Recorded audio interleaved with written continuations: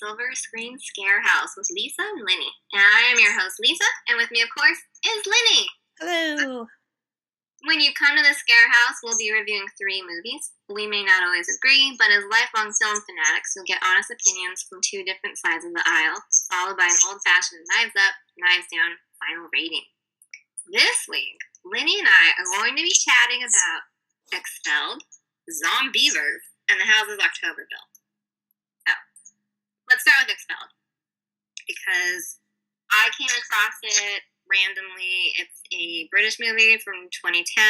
Originally, the title was F, as in, Linnie would probably say fucking bad, but it's a group of teachers have to defend themselves from a gang of murderous kids.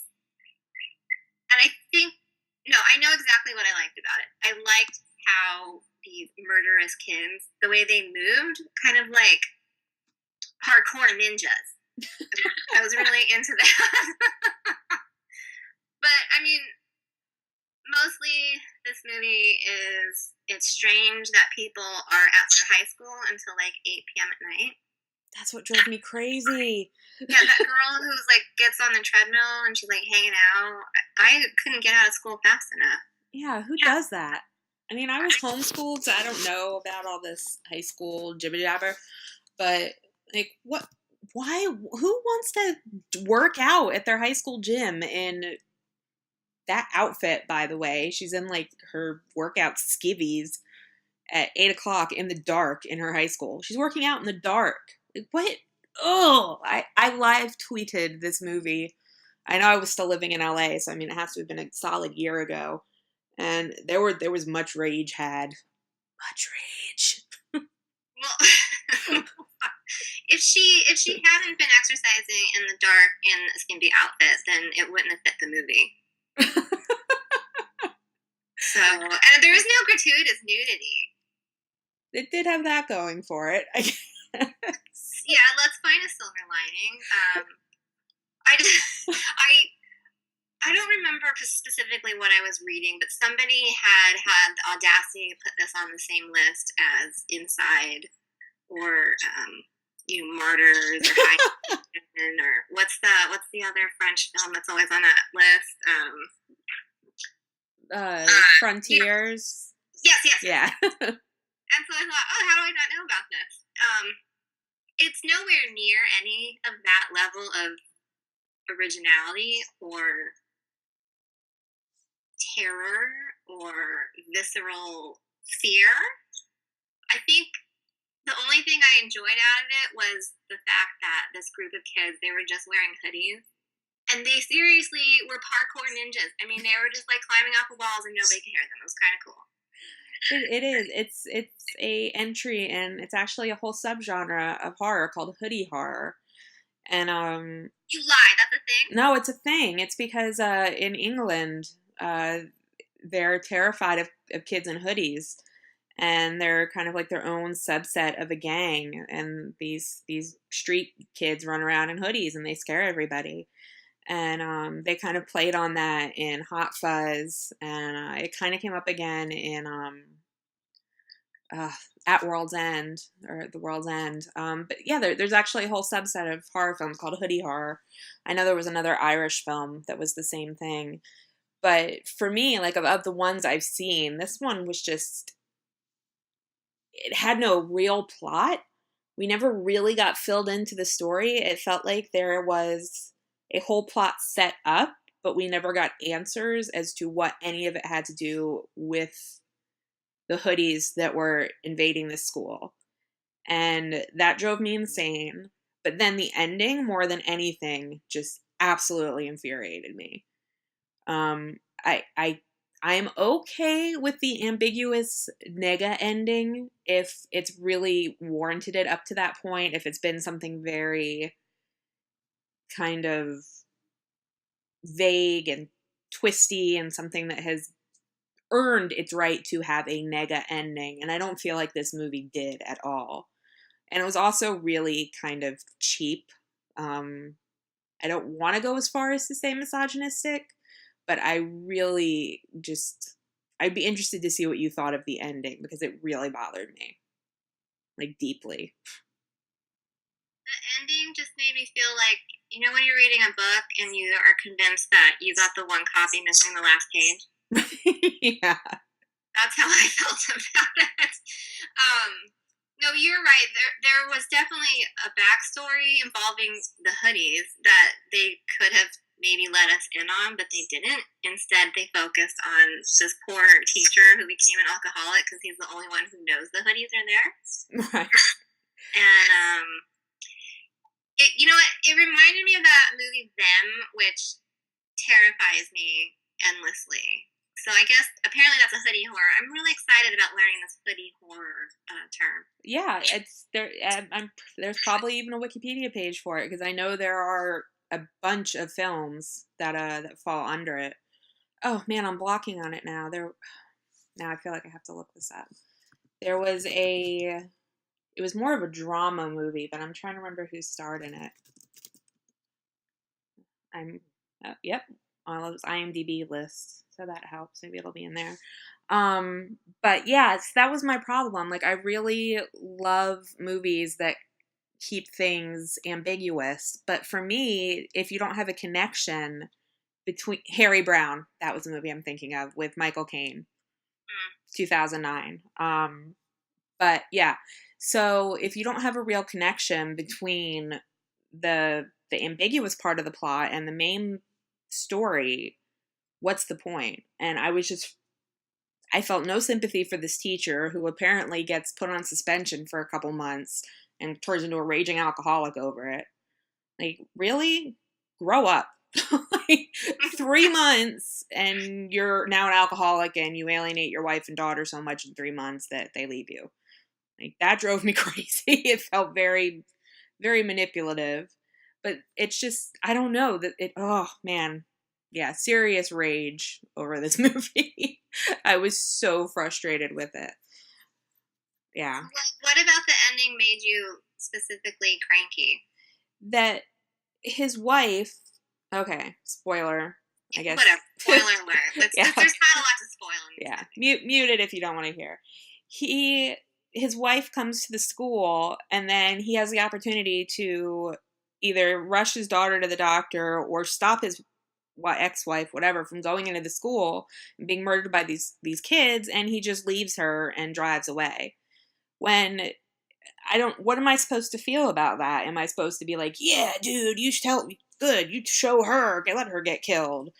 Or like, I mean, I don't know what I was supposed to feel about that. If anything, it just felt really shitty that he would let the mother of his child just wander into that building and not even just yell out the window like, hey, murderer's in there, go back to your car, go to the hospital. Like, 2 seconds it would have taken to warn her. And instead, he just let her go off to get murdered. So what, he could have his daughter back? I think she's going to be pretty pissed when she wakes up that he let her wander into that situation. Like, it really bothered me. It felt like a very shitty, very male-written ending. Like, hey, I'm going to show her and let her get killed. She took my kid. It just... Oh, I didn't perceive it that way at all. Yeah, I don't know. It really bothered me. He's taking his daughter to the hospital, or as they say there, to hospital. And if he doesn't get her there, she's going to die. And they see the mom walk in, and the daughter says, if you leave her here, I'll hate you forever. I felt like he was making a Sophie's Choice. And don't we always pick our kid? Not that any of us would know the answer to that. Right, yeah, I can't help you there. But, I mean, still, he couldn't have yelled out the window, hey, don't go in there. Yeah, bad idea. Like, I don't know. Again, maybe this comes from not having children and not knowing, like, oh, yeah, screw her, gotta save the kid. Like, I don't know. It really got under my skin. So, I mean, the whole movie bugged me. I think I was checked out when Evie Exerciser was working her abs in the gym after dark. Which is like, what is this movie? What is this? Yeah. These kids definitely spend an inordinate amount of time at school after hours. Exactly. And for that, I could not forgive it. It felt way too contrived on that one premise alone. So clearly, someone has a knife down. Oh, yeah, major knife down. I'm knife skip up only because I enjoyed the way those kids were moving around with their little hoodies. I didn't expect a lot, so I guess I was fine with it. It's it's not going to win an Oscar, but it was a nice way to spend 90 minutes. That's fair. Yeah. And for other hoodie horror options that I think are better, if you want to explore the genre, Eden Lake, equally depressing, but in a good way. And it stars Michael Fassbender. And as well as Attack the Block. Oh, I love Attack the Block. Yeah, that is also considered hoodie horror. So, really? Yep. I said earlier, Them is a fantastic hoodie horror. That scared the bejesus out of me. That is an extremely scary film. So those three are worth checking out if you're interested in hoodie horror. So thank you, England, for that little tidbit of horror. So next on our list for today is Zombeavers. Yeah. A horror comedy that just came out this year from Jordan Rubin. A fun weekend turns into madness and horror for a bunch of groupies looking for fun in a beaver-infested swamp. Wow, IMDb, that is a weird-ass description. Would not really call them groupies. But anyway, yes, beavers turned into zombies by toxic waste. And they go around biting people and turning them into zombeavers. So, Lisa, I'm going to let you go first. Well, I mean, it's called Zombeavers, so clearly it's already 80% positive on my meter. One of my good friends, is like, I saw the trailer for Zombeavers. Have you already watched that 20 times? So, it's dumb. It's so dumb that it's the best thing ever, and I was doing the Julia Roberts laugh the entire time. I think it's hilarious. I like that, of course, it was toxic waste, and that kind of reminded me of Jack Frost, Oh, God, yeah. Yeah, and, they just had every stereotype was there, because all girls, we are indeed naked all the time when we're alone together, and we do like to make out during drinking games. Or at least I do. It was so stupid, but in the most awesome B-movie way ever. And those Zombeavers, I would like a Zombeaver, and I want to dress him up and take him to work. And let me address the dog moment, because I didn't know that dog moment was coming. And I made a really awful noise when it happened. So I feel like you and I agree. We don't care if this is a spoiler alert. There is some animal on animal violence in this movie. Yeah. But if you stay for the outtakes, then it makes it okay. I thought.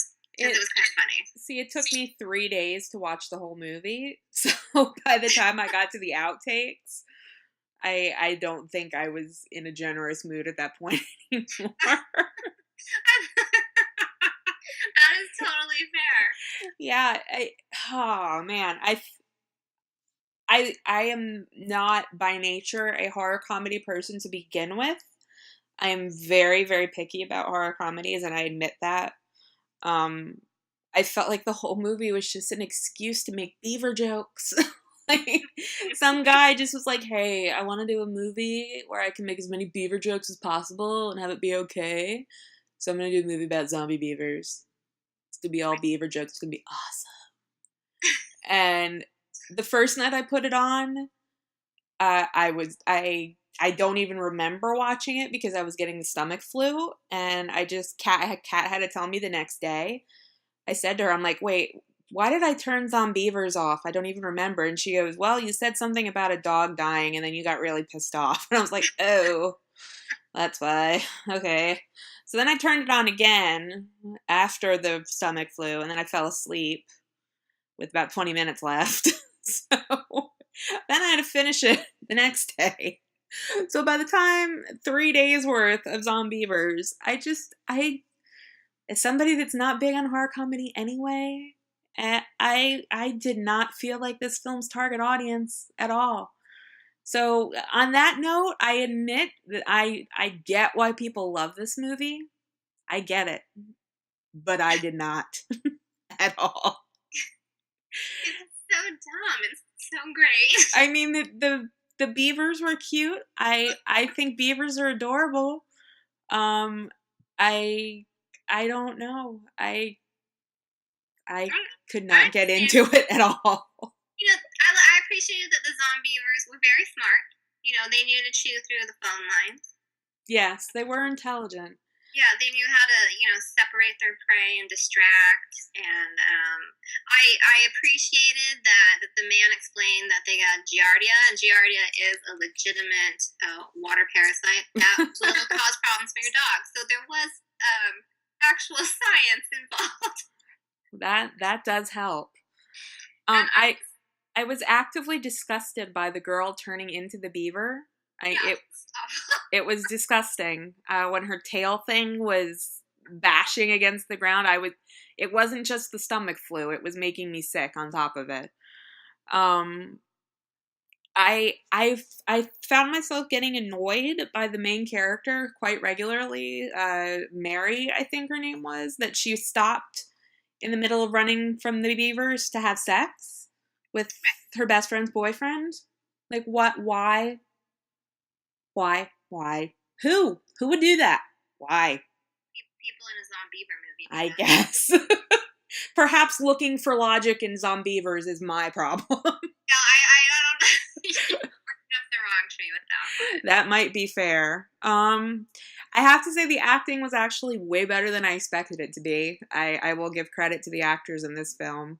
The two guys that opened and closed the movie, they were funny. I actually probably would have preferred to have watched a whole movie of just the two of them.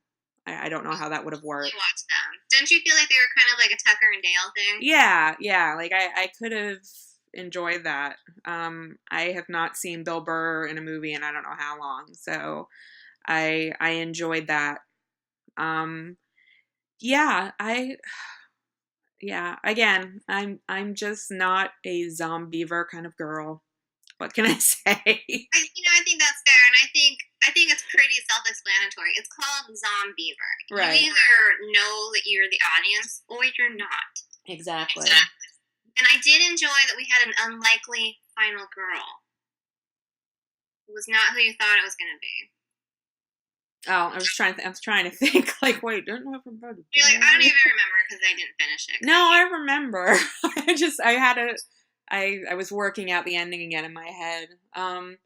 Yeah, I mean, it's an interesting entry into the horror comedy world. I appreciate the cleverness. But as somebody that does not laugh at beaver jokes, it didn't really do anything for me. Well, so. Yeah, you have to go into this, ladies. You have to, I don't know if I could watch this on any given day. There's just days where dudes making beaver jokes are funny. Yeah. You know? But if today's not that day, don't watch this. Right.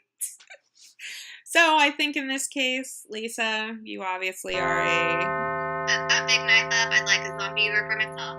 Yeah, I have to go knife down. If I'm gonna watch a horror comedy, it's gotta be a little more beaverless. If you could see the look my dog is making right now, it pretty much echoes my look. It's very deadpan. Like he's squinting at me with yeah. Anyway. Knife down. Two dead faces for me and my dog on Zombeavers. Man. Alright. I'm pretty sure that the Linnie train is going to keep rolling here when we talk about the houses October built. Yep.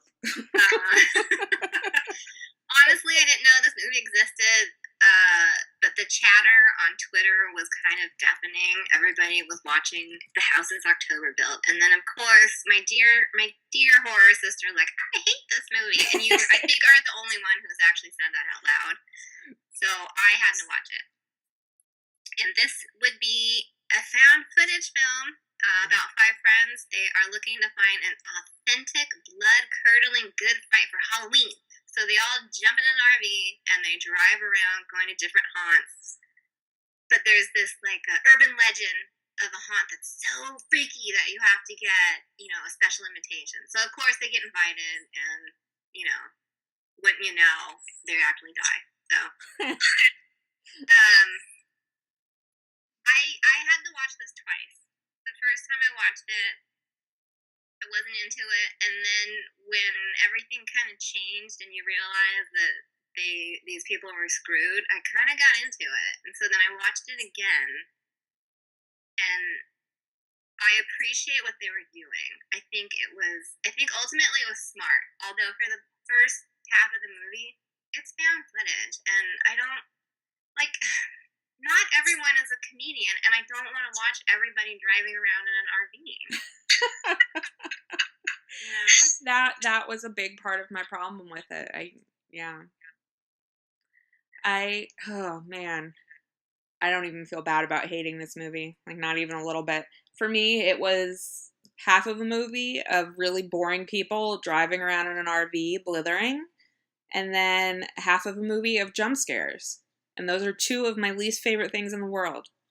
So it did absolutely nothing for me. And the worst part is that I remember when I first started seeing previews for this movie, I thought it was a genuine documentary about haunts. And I thought that was really cool because I'm really fascinated by the way that scare houses and haunted houses and all these things are built, the way they are maintained, who works in them, all that kind of stuff. I thought that was a really great idea. And then, of course, it slowly starts leaking out that, oh shit, this is just another found footage movie. And I honestly couldn't even begin to tell you why I turned it on. I don't know what was possessing me that night because I knew that I wasn't going to like it. And yeah, besides the facts, it's just a bunch, again, masks. After a while, masks, I feel like you start to go numb to them because people are using them so insanely now. It was a doll mask, a clown mask, so I spent half the movie with my eyes closed because fucking clown every 2 seconds. Sorry, they dog. Definitely abused the clown and the doll. I mean, and that's the thing. It should be noted that I definitely have a problem with the uncanny valley and clowns, and I was able to watch this movie twice. So yeah, the masks aren't that effective. No, they're not, and they're not that great actually. But it's just. That's all it was to me. It was just jump scares and blithering. Jump scares and blithering. And after a while, I actually completely tuned out. And then it just was all jump scares for the last 20 minutes. And I don't know, man. It just did so boring. It definitely felt like a documentary at the beginning, and then when I realized it was found footage, I was mildly irritated. Right, and that's what's annoying is I can't. That actually happened to Suzanne recently with another movie on Netflix. It's now the only way that they can trick people into watching found footage movie is by making us think that it's a real documentary and then lowering the boom halfway through and you're already sucked in. Mm-hmm. And that's really annoying. So it's just, I hate to always go back to Blair Witch, but it feels like even now more than ever, these found footage movies are relying on that formula. And this really more than any found footage movie I've seen in a while. Because recently I watched The Taking of Deborah Logan, which was the only found footage movie I've seen in some time that I liked because it did something different. And it's 1 step forward and 10 steps back. Because for every one movie like that does something different, we get 10 of these that are just following that same formula of boring people driving around and then having things pop out at them for 20 minutes. So I don't know. It's if you have an idea like this that it's actually interesting, why can't you just make it into a regular movie? Is it the money issue? Is it laziness? What's the justification for relying on this formula that it seems like people are really fed up with? That's a good question. For me, none of the jump scares work. I don't know that I was scared ever in this movie. I think what resonated with me was the notion that what's really scary is what people do to one another. And that was kind of the ultimate point of it. So I think that's what kind of unnerved me and brought me in at the end of it. And also, why did the girl get the worst coffin of everybody? Spoiler alert. Yeah, I noticed that too. I was like, is she going to have a Kill Bill moment? Because that would rule. Yeah. Like, No. of all of them, that would have been the easiest one to get out of if you were actually trying.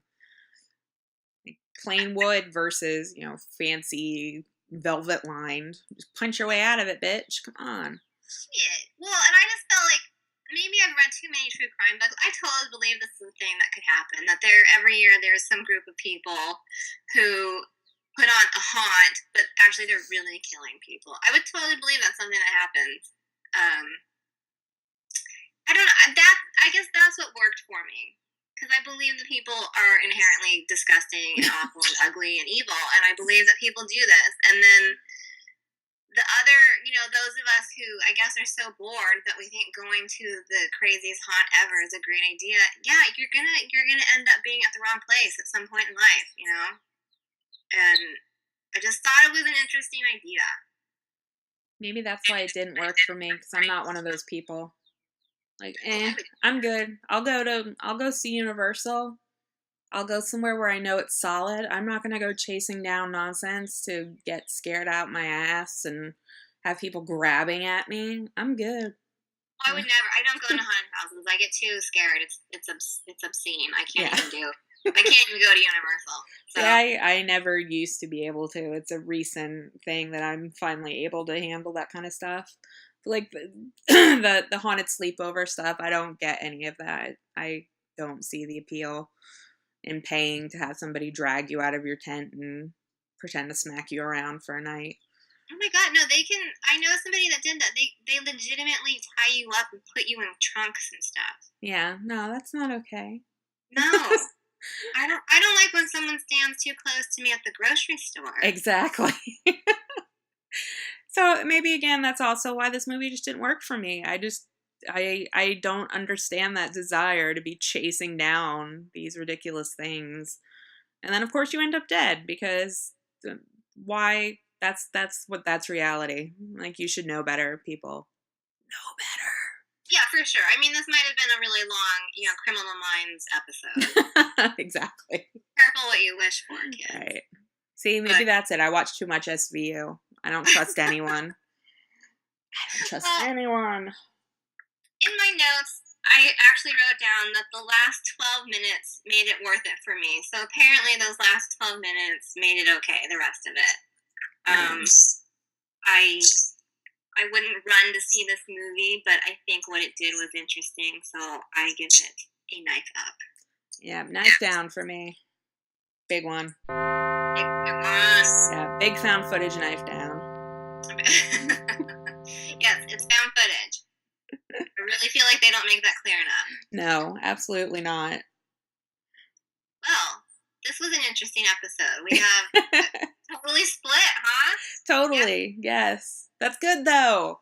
Lively debate. Awesome. All right. Well, thank you, Darklings, for joining us for an episode of the Silver Screen Scarehouse. And if you'd like to chat with us about any of the movies we reviewed today, you can find Linnie on Twitter. I'm at Linnie Loowho, LINNIELOOWHO. You can find me at LCFREMONT. And if you have a movie you'd like for us to queue up in the Scarehouse, drop us a comment below or let us know on Twitter. Stay stabby.